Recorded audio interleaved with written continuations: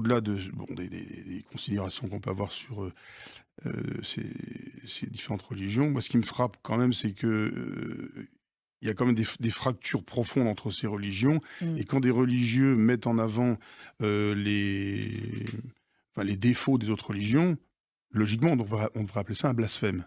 Ouais. Et en fait, On va y arriver au voilà. blasphème. Et Ouais. finalement, on s'aperçoit que la notion de blasphème, elle est utilisée uniquement pour les gens qui ne sont pas croyants.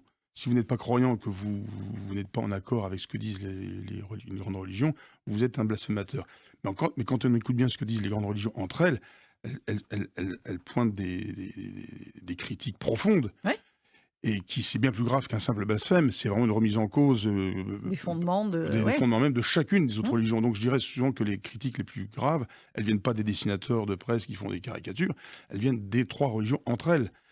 Évidemment, il y a une espèce de diplomatie un peu polie où il faut pas trop mettre ça en avant parce que sinon ça aboutirait à créer des tensions, peut-être même des guerres de religion. Donc Mmh. il y a quand même beaucoup d'hypocrisie entre les grandes Donc religions c'est elles-mêmes. plus simple de remettre tout sur les dessinateurs de presse. Voilà, voilà, de remettre ça sur des gens qui sont extérieurs à la religion. Voilà.